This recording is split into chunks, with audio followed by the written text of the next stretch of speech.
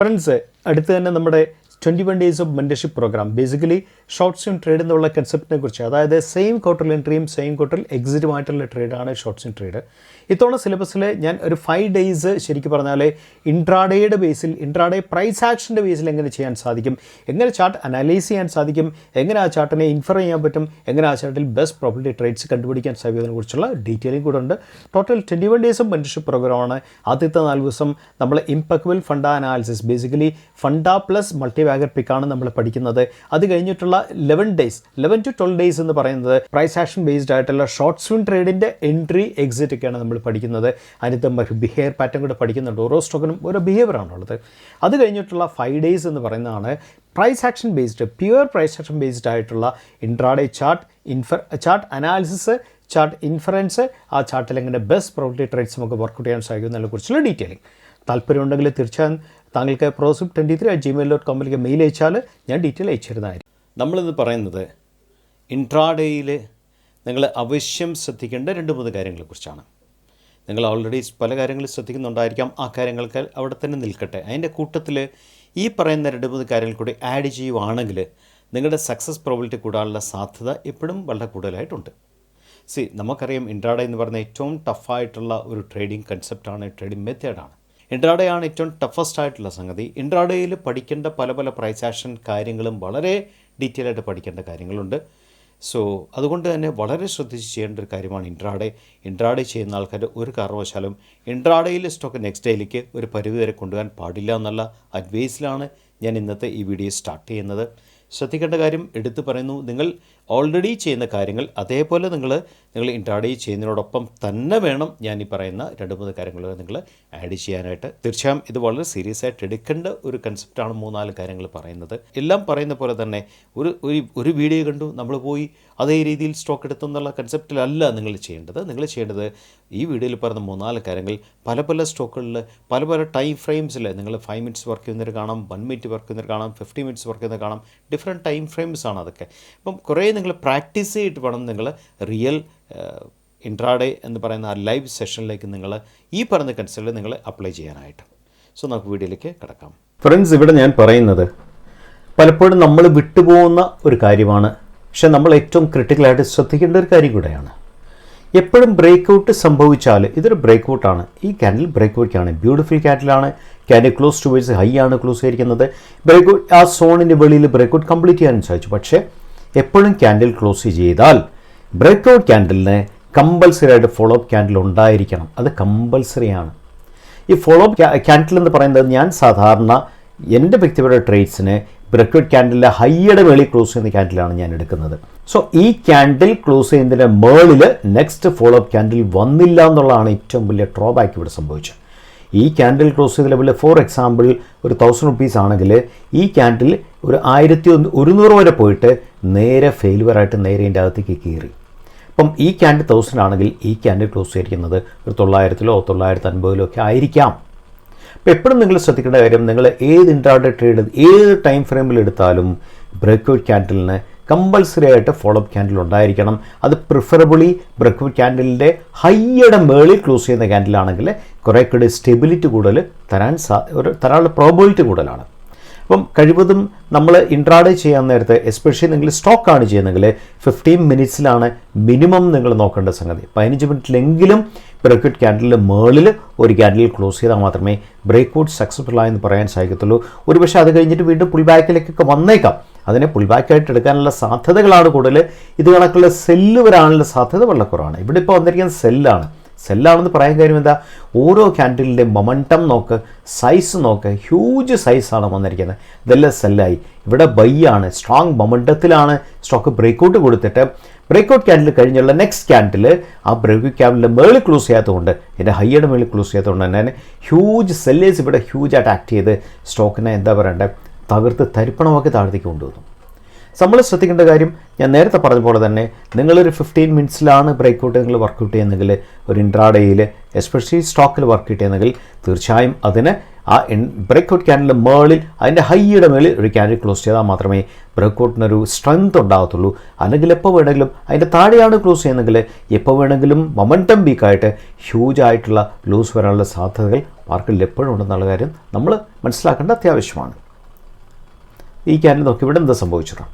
ഇവിടെ സംഭവിച്ച സെയിം തന്നെ ഈ ലെവലിന് ശേഷം ബ്രേക്കൗട്ടിന് മേളിൽ ക്യാൻഡിൽ പോയി, പക്ഷേ ക്ലോസ് ചെയ്യാൻ സാധിച്ചില്ല, നേരെ താഴെ പോയി. ശരിക്കും ഈ ക്യാൻഡിൽ നമ്മൾ സാധാരണ പറഞ്ഞത് ക്യാൻഡിൽ ഇൻ ഡിസ്പാരിറ്റി എന്ന് പറയും. ഇങ്ങനത്തെ ക്യാൻഡിൽ ബേസിക്കലി പ്രോഫിറ്റ് ബുക്കിങ്ങിന് ഉപയോഗിക്കുന്ന ക്യാൻഡിലാണ്. ക്യാൻഡിലിൻ്റെ കളറ് പച്ചയായിരിക്കും, പക്ഷേ യഥാർത്ഥത്തിൽ ഇതൊരു പ്രോഫിറ്റ് ബുക്കിംഗ് ക്യാൻഡിലാണ്.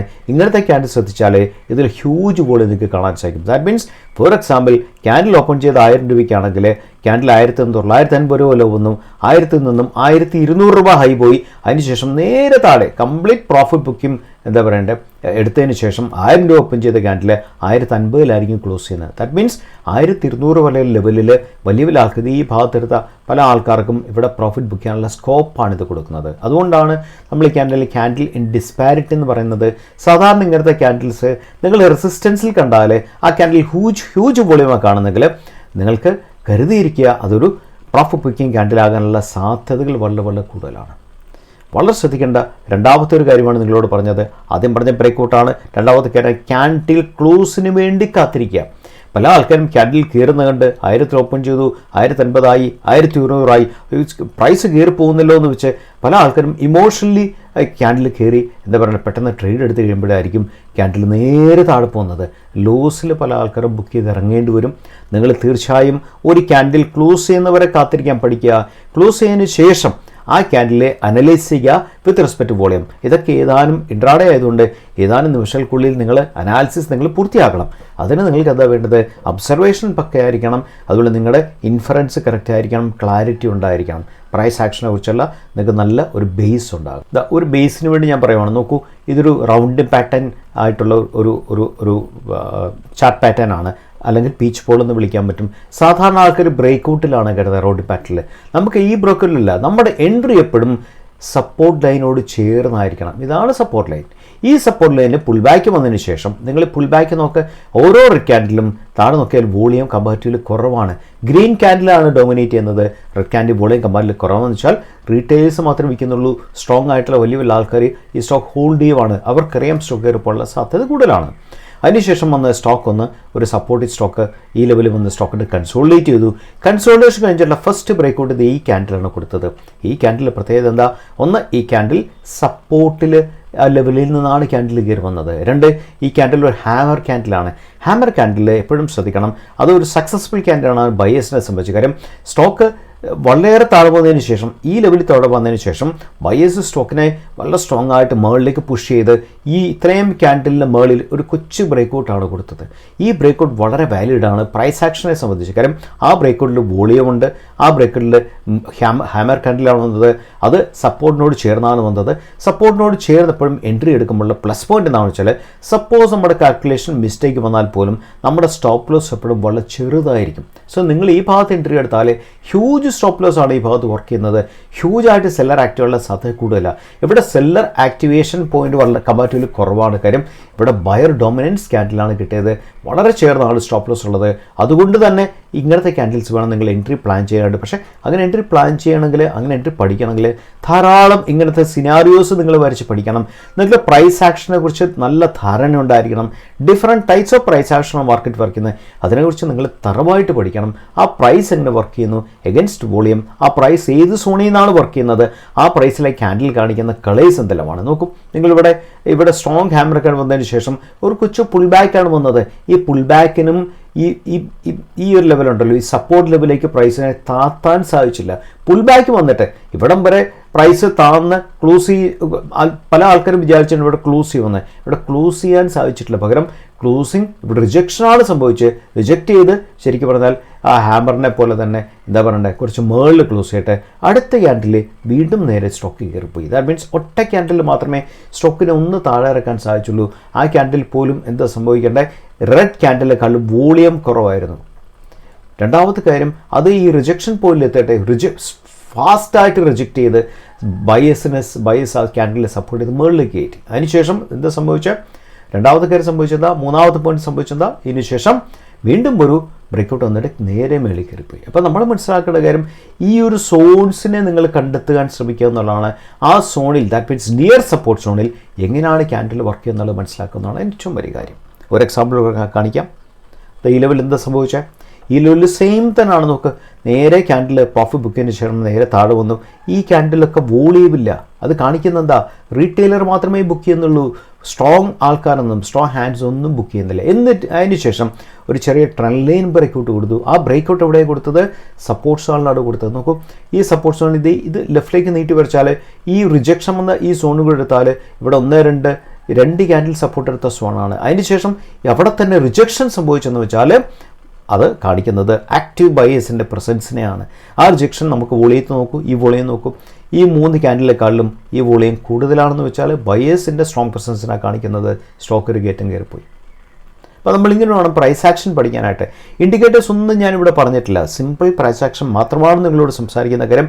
ഈ രീതിയിൽ വേണം നിങ്ങൾ ചാർട്ടുകളെ അനലൈസ് ചെയ്യാനും ചാർട്ടുകളിൽ നിങ്ങൾ ബെസ്റ്റ് ലൊക്കേഷൻ സപ്പോർട്ടിനോട് ചേർന്ന് കണ്ടുപിടിക്കാനും. അതാണ് പ്രൈസ് ആക്ഷൻ്റെ ഏറ്റവും വലിയ കാര്യം. പ്രൈസ് ആക്ഷൻ തന്നെ മോർ ദാൻ 50-60 വെറൈറ്റീസ് ഉണ്ട്. ഞാൻ ജസ്റ്റ് 1-2 വെറൈറ്റി മാത്രമേ കാണിച്ചുള്ളൂ. ഡീറ്റെയിൽ ആയിട്ട് നിങ്ങൾ പ്രൈസ് ആക്ഷൻ പഠിക്കുക എന്നുള്ളതാണ് ഏറ്റവും വലിയ കാര്യം. പഠിക്കുന്നതിനോടൊപ്പം തന്നെ നിങ്ങൾ എന്താ ചെയ്യേണ്ടത്? പ്രൈസ് ആക്ഷൻ ബേസ്ഡ് ആയിട്ട് കുറേ ചാർട്ടുകളെ പല ടൈം ഫ്രെയിംസ് നിങ്ങൾക്ക് അനലൈസ് ചെയ്താൽ നിങ്ങൾക്ക് ഹൃദയസ്ഥമാക്കാൻ സാധിക്കും. അടുത്തത് അഡ്വാൻസ് ഡിക്ലൈൻ റേഷ്യോ ആണ്. മണി കൺട്രോളിൽ അഡ്വാൻസ് ഡിക്ലൈൻ റേഷ്യോ നമുക്ക് കിട്ടും. മണി കൺട്രോൾ ഓപ്പൺ ചെയ്താൽ അഡ്വാൻസ് ഡിക്ലൈൻ റേഷ്യോ നമുക്ക് കാണാൻ സാധിക്കും. ഇതിങ്ങനെ മാറിക്കൊണ്ടിരിക്കും കേട്ടോ. ഇത് ഒരു കോൺസ്റ്റൻറ്റ് ഫിഗർ അല്ല, എന്നാലും ഏകദേശം ഒരു ഐഡിയ തരാൻ സാധിക്കും അഡ്വാൻസ് ഡിക്ലൈൻ റേഷ്യോയ്ക്ക്. ഇവിടെ എന്താ സംഭവിച്ചാൽ 1270 സ്റ്റോക്ക് ഡിക്ലൈൻ ചെയ്തപ്പം 1050 സ്റ്റോക്ക് മാത്രമേ അഡ്വാൻസ് ചെയ്യുള്ളൂ. ദാറ്റ് മീൻസ് 2320 സ്റ്റോക്കിൽ 1270 സ്റ്റോക്ക് ഡിക്ലൈൻ ആണ്. So something around 60% stock decline ചെയ്യുമ്പം 40% സ്റ്റോക്കാണ് അപ്വേഡ് പോകുന്നത്. അപ്പം ആ ദിവസത്തെ ആ സമയത്തെ ടിൽറ്റ്, മാർക്കറ്റിൻ്റെ മൂവ്മെൻറ്റ് ടുവേഴ്സ് ബെയറിഷ് സൈഡിലാണ്, ബുള്ളിഷ് സൈഡിലല്ല. ഇങ്ങനെ നമുക്കൊരു കണ്ടിന്യൂസ് ആയിട്ട് മാർക്കറ്റ് ഈ ലെവലിൽ നിൽക്കുവാണെങ്കിൽ, അന്നത്തെ ഇൻട്രാഡേ എന്ന് പറയുന്ന സംഗതി സ്റ്റോക്ക് ചെയ്യുവാണെങ്കിൽ, ആ സ്റ്റോക്കിന് സക്സസ് പറഞ്ഞെങ്കിൽ അത് ടുവേഴ്സ് അപ്സൈഡ് അല്ല, ടുവേഴ്സ് ഡൗൺ സൈഡ് വരാനുള്ള സാധ്യത കൂടുതൽ. കാര്യം market position towards down side ആണ്. ഇങ്ങനത്തെ കേസ് നിങ്ങൾക്ക് വേണമെങ്കിൽ സ്റ്റോക്കിൻ്റെ ഫണ്ടോ സ്റ്റോക്സ് പോലെ നിങ്ങൾക്ക് കറക്റ്റായിട്ട് കിട്ടുവാണെങ്കിൽ നിങ്ങൾക്ക് ഓപ്ഷനോ ഫ്യൂച്ചറോ ഈ പറയുന്ന കണക്ക് PE മേടിക്കാം, അല്ലെങ്കിൽ നിങ്ങൾക്ക് ഫ്യൂച്ചർ ഒന്ന് ഷോർട്ട് ചെയ്യാൻ പറ്റും. ഇൻട്രാഡേക്ക് വേണ്ടി ഷോർട്ട് ചെയ്ത് പിന്നെ നിങ്ങൾക്ക് വേണമെങ്കിൽ കവർ ചെയ്യാൻ സാധിക്കും. അതിനുശേഷം സോ മെനി പ്ലാൻസ് നിങ്ങൾക്ക് ചെയ്യാൻ സാധിക്കും. പൊതുവേ നിങ്ങൾ ആ ദിവസം നിങ്ങൾ ഇൻട്രാഡേ ചെയ്യാൻ നേരത്തെ ശ്രദ്ധിക്കേണ്ട കാര്യം മാർക്കറ്റ് പൊസിഷനിങ് അങ്ങോട്ടാണ്. Advance that means towards up side ആണോ, ഡിക്ലൈൻ ടുവേഴ്സ് ഡൗൺ സൈഡ് ആണോ. ഡൗൺ സൈഡ് ആണ് പൊസിഷനിങ് എങ്കിൽ നിങ്ങൾ നിങ്ങളുടെ ട്രേഡ്സിനെ കെയർഫുള്ളായിട്ട് ശ്രദ്ധിക്കുക എന്നുള്ളതാണ് ഏറ്റവും വലിയ കാര്യം. കാര്യം മാർക്കറ്റിൻ്റെ overall strength towards down side ആണെങ്കിൽ അതിനെ കവർ ചെയ്ത് വേണം അപ്പ് സൈഡ് ഒരു സ്റ്റോക്കിന് പോകാനായിട്ട്. അതിൻ്റെ അർത്ഥം സ്റ്റോക്കിന് കൂടുതൽ സ്ട്രെങ്ത് ആവശ്യമാണ് അന്നത്തെ ദിവസം ഒരു ഇൻട്രാഡേയിൽ നിങ്ങൾക്ക് ബെസ്റ്റ് റിട്ടേൺ തരാനായിട്ടെന്നുള്ളൊരു കൺസെപ്റ്റാണ് നിങ്ങൾ മനസ്സിലാക്കേണ്ടത്. ഇത് അതേപോലെ വർക്ക് ചെയ്യുമെന്ന് വെച്ചാൽ എക്സാക്റ്റ് അതേപോലെ ഒന്നും വർക്ക് ചെയ്യില്ല, എന്നാലും നമുക്കൊരു ഓവറോൾ പെർസ്പെക്റ്റീവ് കിട്ടും. മാർക്കറ്റ് എങ്ങോട്ടാണ് പൊസിഷൻ ചെയ്തിരിക്കുന്നതിനെ കുറിച്ചൊരു ഐഡിയ നമുക്ക് കിട്ടും. ഇതും നിങ്ങളുടെ ഇൻട്രാഡേയിൽ നിങ്ങൾ ആഡ് ചെയ്യുവാണെങ്കിൽ, ഇതൊക്കെ നിങ്ങളുടെ എക്സിസ്റ്റിംഗ് ആയിട്ടുള്ള പ്ലാൻസിൻ്റെ കൂടെ വേണം ആഡ് ചെയ്യുവാണെങ്കിൽ ഈ 3 കാര്യങ്ങൾ ഞാൻ പറഞ്ഞ 3 കാര്യങ്ങളിൽ നിങ്ങൾക്ക് 2 കാര്യം എളുപ്പമാണ്. ആദ്യം ഫസ്റ്റ് പറഞ്ഞ കാര്യം എന്താണ്? ബ്രേക്കൗട്ട് കഴിഞ്ഞിട്ട് ഞാൻ പറഞ്ഞല്ലോ, ക്യാൻഡിൽ ക്ലോസിന് വേണ്ടി കാത്തിരിക്കുക, ബ്രേക്കൗട്ട് ക്യാൻഡിൽ മുകളിൽ ഒരു ഫോളോ അപ്പ് ക്യാൻഡിൽ കമ്പൾസറി ആയിട്ട് വേണമെന്ന് പറഞ്ഞ കാര്യവും ഇപ്പോൾ പറഞ്ഞ അഡ്വാൻസ് ഡിക്ലൈൻ റേഷ്യോ കമ്പാരിറ്റീവ്ലി എളുപ്പമാണ് നിങ്ങൾക്ക് ഇംപ്ലിമെൻറ്റ് ചെയ്യാനായിട്ട്. പ്രൈസ് ആക്ഷൻ അത്ര എളുപ്പമൊന്നുമില്ല. പ്രൈസ് ആക്ഷൻ നിങ്ങൾ തറവായിട്ട് പഠിക്കുക. രണ്ടാമത്തെ കാര്യം നിങ്ങളത് പ്രാക്ടീസ് ചെയ്ത് തറവാക്കുക എന്നുള്ളതാണ് ഏറ്റവും വലിയ കാര്യം. അതും കൂടെ തറവായാൽ മാത്രമേ ഞാൻ ഈ പറഞ്ഞ 3 കാര്യങ്ങൾ നിങ്ങൾക്ക് കറക്റ്റായിട്ട് ഇംപ്ലിമെൻറ്റ് ചെയ്യാൻ സാധിക്കത്തുള്ളൂ എന്നുള്ള കാര്യം ജസ്റ്റ് ഒന്ന് ഞാൻ അറിയിക്കുകയാണ്. ഫ്രണ്ട്സ്, നിങ്ങൾ വീഡിയോ കണ്ടു കാണുമെന്ന് ഞാൻ വിശ്വസിക്കുന്നു. തീർച്ചയായും ഞാൻ ഈ പറഞ്ഞ പോയിൻറ്റ്സ് നിങ്ങൾ സീരിയസ് ആയിട്ട് കൺസിഡർ ചെയ്താൽ മാത്രം പോരാ, നിങ്ങൾ ഈ പോയിൻറ്റ്സിനെ നിങ്ങൾ പ്രാക്ടീസ് ചെയ്ത് നിങ്ങൾ എക്സ്പെർട്ട് ആവണം. എങ്കിൽ മാത്രമേ നിങ്ങളുടെ ബാക്കിയുള്ള പോയിൻറ്റ്സിനോടൊപ്പം തന്നെ ഇതും കൂടെ ആഡ് ചെയ്തിട്ട് നിങ്ങൾക്കൊരു ബെറ്റർ പ്രോബിലിറ്റിയിലേക്ക് നിങ്ങൾക്ക് പോകാൻ സാധ്യതയുള്ളൂ എന്നുള്ള കാര്യം കൂടെ ഞാൻ എടുത്ത് പറയുന്നു. മറ്റൊരു വീഡിയോ വീണ്ടും കണ്ടുമുട്ടാം. Signing off.